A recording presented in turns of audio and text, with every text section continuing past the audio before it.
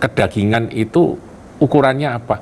Ya gampang sekali. Kalau ada iri hati yang menyebabkan perselisihan, nggak mau kalah bersaing, kalau pihak lain atau dia lebih hebat, dia panas, dia nggak suka, yang begitu-begitu itu, saudaraku, nggak saling belajar, nggak saling mendukung, tapi justru beriri hati yang dikedepankan, maka itulah manusia kedagingan yang menyebabkan perpecahan, menimbulkan perpecahan. Shalom saudara-saudari terkasih, sidang jemaat yang diberkati Tuhan, salam sejahtera senantiasa.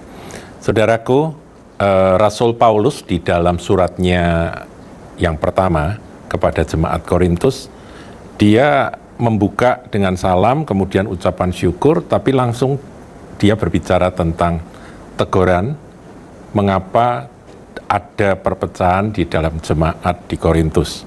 Saya akan bacakan di dalam 1 Korintus 1 ayatnya yang ke-10 mulai. Judul perikopnya perpecahan dalam jemaat. Tetapi aku menasihatkan kamu, saudara-saudara, demi nama Tuhan kita Yesus Kristus, supaya kamu seia, sekata, dan jangan ada perpecahan di antara kamu.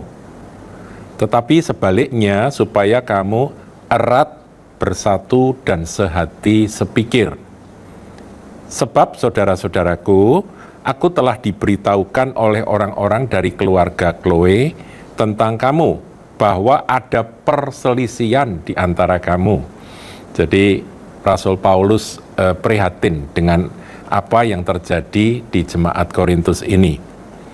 Ayat 12, yang aku maksudkan ialah bahwa kamu masing-masing berkata, aku dari golongan Paulus, atau aku dari golongan Apolos, atau aku dari golongan Kefas, atau aku dari golongan Kristus. Yang paling rohani dari golongan Kristus, saudara ya. Tapi itu terjadi, saudaraku. Mereka terbelah-belah dalam kelompok-kelompok, yang satu pro pada Paulus, satu pro pada Apolos, yang satunya pada Kefas, begitu ya. Atau mereka berkata, aku ngikut Kefas, aku ngikut Apolos, aku ngikut Paulus. Yang kelompok yang lain, aku nggak ngikut semua, aku ngikut Kristus itu ya. Tapi nggak mau bergabung dengan yang lain. Nah, saudaraku, ini adalah kejadian yang dicatat di dalam surat ini, dalam surat yang dibukukan dalam Alkitab. Ini adalah satu peristiwa yang terus terjadi, saudara. Nanti kita akan lihat mengapa orang Kristen punya kecenderungan untuk membentuk kelompok-kelompok eksklusif, yang mana mereka menganggap bahwa kelompoknya itu yang paling benar, yang paling hebat. Sampai hari ini, saudaraku. Nanti kita akan lihat di dalam penjelasan Rasul Paulus di pasal yang lain, masih di kitab Korintus ini. Dia katakan begini di ayat 13, adakah Kristus terbagi-bagi? Adakah Paulus disalibkan karena kamu? Atau adakah kamu dibaptis dalam nama Paulus? Jadi yang Rasul Paulus mau tekankan, sebetulnya kami ini kan cuma hamba-hamba. Kami ini cuma pelayan-pelayan. Masing-masing punya karunia, masing-masing punya talenta, masing-masing punya keistimewaan, kelebihan yang sesuai dengan kasih karunia Tuhan. Pada Paulus, pada Apolos, pada Kefas, pada yang lain-lain begitu. Tapi itu membuat mereka terbelah-belah. Nah, ini yang mendukakan hati Paulus, saudara. Nah, tadi saya katakan bahwa penyebabnya apa, itu dijelaskan oleh Paulus di dalam pasalnya yang ketiga.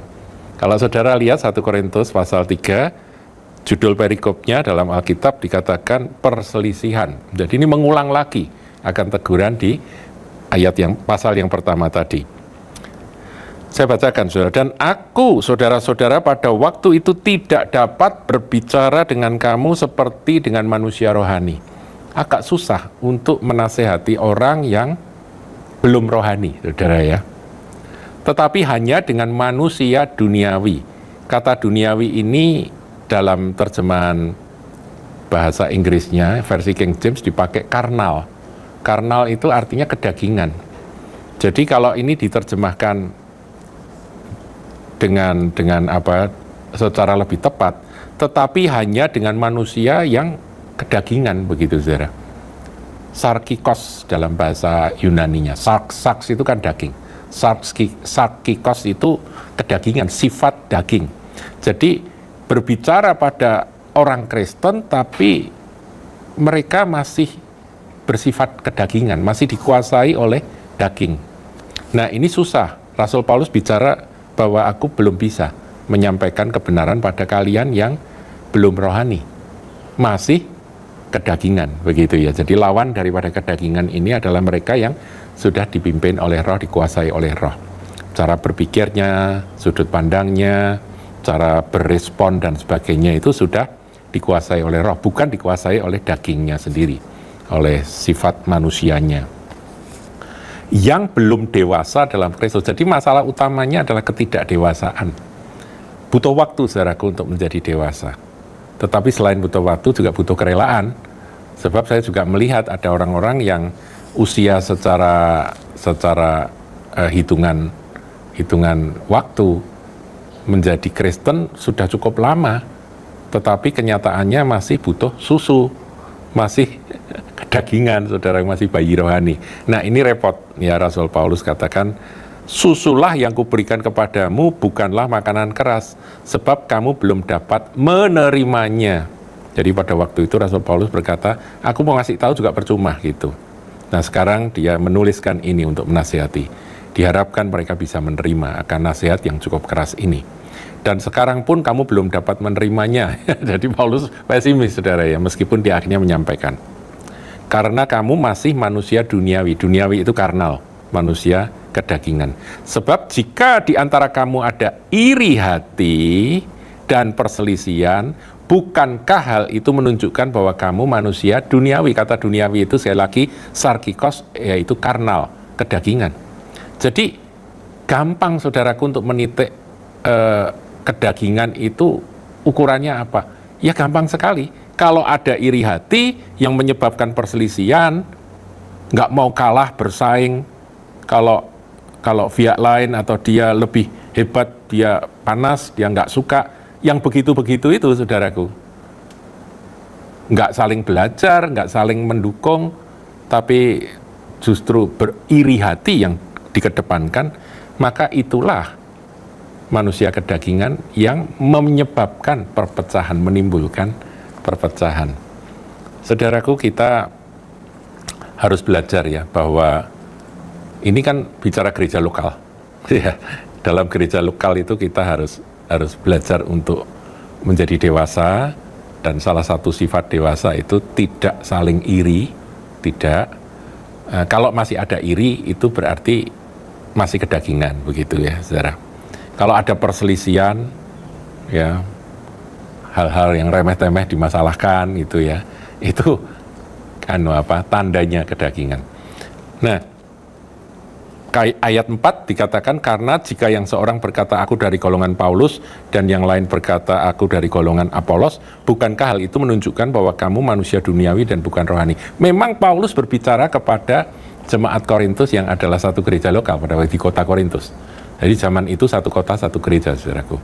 Zaman sekarang ini satu kota bisa 100 gereja, saudaraku. Jadi kelompok-kelompoknya itu gereja lokalnya banyak kalau zaman sekarang. Tapi apakah Paulus ini juga maksudnya hanya berbicara kepada satu kelompok lokal? Saya jawab tidak, saudaraku. Pesan ini berlaku bagi kita gereja secara universal. Kita harus punya pandangan yang luas. Ada satu buku yang bagus berjudul The Church is Greater Than You Think. Jadi gereja itu lebih besar daripada apa yang kamu kira, apa yang kamu sangka. Seringkali kalau kita diberkati dan kita menikmati akan pertumbuhan dan indahnya hidup bergereja di dalam kelompok kita sendiri, maka kita bisa menganggap bahwa kelompok inilah gereja yang paling sempurna. Nah, ini satu pemikiran yang keliru, saudaraku. Kalau kita melihat 5 jawatan aja, saudara ya, 5 jawatan. 5 jawatan ini kan tugasnya beda-beda. Nah, gereja-gereja lokal itu kan biasanya dipimpin oleh gembala-gembala, begitu ya. Itu kan pengembalaan, saudaraku. Sementara ada karya Tuhan yang bekerja menjangkau jiwa-jiwa. Dan ini jangan sampai berbenturan dengan gereja-gereja lokal. Gerakan misi, badan-badan misi, ini harus ditopang. Nah, saya juga melihat badan misi kadang-kadang kepahitan pada gereja. Kok gereja nggak mau dukung mereka? Kok gereja rasanya hanya menikmati akan berkat-berkat Tuhan dalam ibadah mereka, dalam kelompok mereka sendiri, dan mereka tidak tahu betapa susahnya kami yang ada di ujung tombak untuk memberitakan Injil kepada suku-suku yang masih belum mengenal Kristus misalnya. Nah, ini harus punya pemikiran yang luas, saudara. Yang sana juga jangan menghakimi yang sini jangan menghakimi yang sana. Sekali lagi saya katakan bahwa nasihat Paulus ini untuk orang yang mengizinkan Kristus itu menguasai hati pikiran sehingga dia mengetahui pikiran Tuhan. Bahwa gereja itu jauh lebih luas daripada apa yang kita ketahui saat ini, apa yang kita alami saat ini. Ya, jadi mari kita berpikir lebih dewasa untuk itu. Saya tadi membaca akan satu ayat di dalam Yesaya 41. Ini mestinya menjadi petunjuk buat kita, saudaraku. Bahwa kita kalau bisa melakukan yang seperti ini indah sekali. Yesaya 41 ayat yang ke-6 dan ke-7.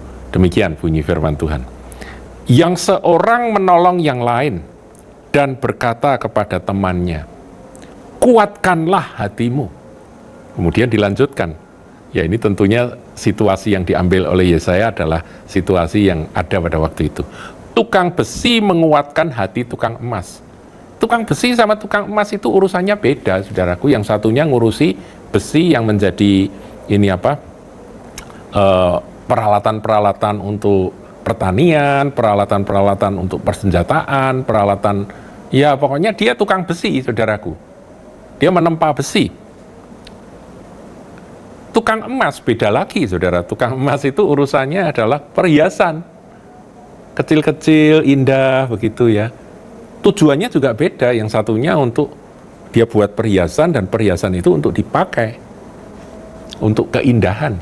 Yang satunya untuk sesuatu yang sifatnya praktis. Dia buat pacul misalnya ya, cangkul. Dia buat pisau, golok untuk motong, kapak, ya itu tukang besi. Tapi di sini tukang besi menguatkan tukang emas. Nggak apa-apa mas, kamu tetap kerja, kamu ini berguna. Apa yang kau kerjakan ini luar biasa. Kira-kira seperti itu, saudara, menguatkannya. Meskipun kamu tidak menghasilkan akan alat-alat pertanian yang dibutuhkan, kamu menghasilkan sesuatu yang kecil-kecil tapi indah dan berharga. Itu artinya tukang besi tahu nilai dan pentingnya akan apa yang dikerjakan oleh seorang tukang emas. Dia tidak menghina tukang emas dan berkata, kamu tuh taunya cuma ngurusi yang indah-indah, perhiasan-perhiasan. Ini loh kehidupan nyata ini seperti yang aku hadapi ini. Besi-besi ini dibutuhkan untuk pertanian. Kalau tidak ada pertanian semua nggak bisa makan. Iya benar, tapi dia melupakan akan betapa pentingnya dan hebatnya karya yang harus dia kerjakan, yang dia lakukan di dalam menempa besi. Dan dia bisa memuji tukang emas dan berkata, kuatkan hatimu, saudaraku yang mengerjakan emas. Ya, luar biasa, saudaraku ya. Sekarang kita bisa begini apa enggak dalam berbagai jenis pelayanan yang ada di dalam pekerjaan Tuhan? Ya, orang yang memberitakan Injil tetap bisa menguatkan gembala-gembala. Gembala stresnya juga banyak loh, saudara. Jangan dipikir mereka yang stres hanya penginjil-penginjil. Enggak. Mereka yang memberitakan Injil dengan menempuh bahaya-bahaya, mereka juga punya stres sendiri, saudara. Karena kalau Injil diberitakan dengan terus terang itu ada kadang-kadang ada bahayanya. Kadang-kadang dia bisa dipersekusi, saudaraku. Ya ini perlu dikuatkan, perlu saling menguatkan kita semua. Jadi jangan malah meremehkan, kemudian mencela. Nah, ini satu tindakan yang benar-benar karnal. Terlalu sempit pikirannya. The church is greater than you think. Dan orang yang memimpikan logam dengan martel menguatkan hati orang yang menempa di atas landasan. Ia berkata tentang patrian itu baik. Nah, ini patri ini lain lagi ini, saudaraku. Tukang besi yang menghasilkan alat-alat pertanian, tentunya tidak pakai patri. Patrian ini kalau misalnya buat ember atau apa ya yang perlu dipatri gitu ya, tentang patrian. Dia berkata itu baik meskipun kamu beda dengan apa yang aku kerjakan. Bisa nggak saudaraku kita seperti ini? Saling menguatkan, bahkan kalau perlu saling menolong. Apa yang bisa aku bantu dari apa yang kau kerjakan? Lalu ia menguatkannya dengan paku-paku sehingga tidak goyang. Jadi kamu sedang matri, kamu butuh apa? Butuh paku. Ini paku-paku. Ini aku suplai paku. Ini karena ini dari tempatku aku bisa ngasih paku untuk kamu. Kuatkan ini harus kamu pakai ini. Saudaraku, ini yang menjadi kerinduan hati Tuhan. Kalau kita anak-anaknya menjadi dewasa, tidak lagi berpikir karnal, tidak sempit pikirannya, apalagi bergolong-golongan ya. Artinya aku golongan Apolos, kamu golongan Petrus, aku kelompok ini, aku kelompok itu. Dan itu terjadi, saudaraku. Terjadi, dan kita harus belajar untuk menjadi dewasa. Tuhan akan memberkati ketika kita mau dididik untuk menjadi dewasa dan melihat akan karya Tuhan di tempat lain yang berbeda dengan apa yang kita kerjakan.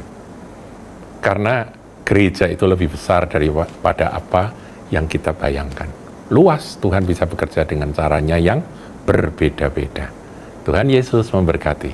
Jangan lupa like, comment, share, dan subscribe channel GKBK Hal Semarang.